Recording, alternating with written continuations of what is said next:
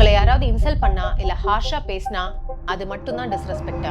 Disrespect நிறைய ஃபார்ம்ல வரும். Sometimes it's very subtle.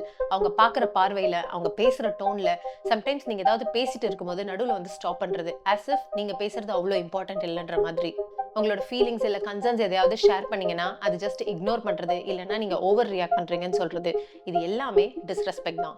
ஆரம்பத்துல இதெல்லாம் உங்களுக்கு கஷ்டமா இருந்தாலும் மேபி அவங்க ஒரு பேட் மூட்ல இருந்திருப்பாங்க, இன்னைக்கு ஏதாவது ஸ்ட்ரெஸ்ல இருந்திருப்பாங்க, அதனாலதான் அப்படி பேசியிருப்பாங்கன்னு நினைப்பீங்க. நம்ம கொஞ்சம் பொறுமையா மெச்சோர்டா அண்டர்ஸ்டாண்ட் பண்ணி போலாம்னு நினைப்பீங்க. பட் மெச்சோரா அண்டர்ஸ்டாண்ட் பண்ணி போறதுக்கும் செல்ஃப் ரெஸ்பெக்ட தொலைக்கிறதுக்கும் ஒரு சின்ன கேப் தான் இருக்கு.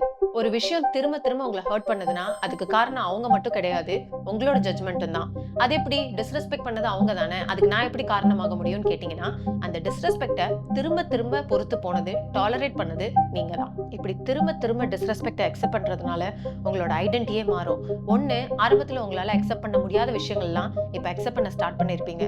Because this is your new normal. Number 2, என்னை இப்படிதான் ட்ரீட் பண்ணணும்னு உங்களுக்கு இருந்த ஸ்டாண்டர்ட்ஸ் எல்லாமே கொஞ்சம் கொஞ்சமா குறைஞ்சு கீழே வந்திருக்கும். இது எதுவுமே ஓவர் நைட்ல நடக்காது.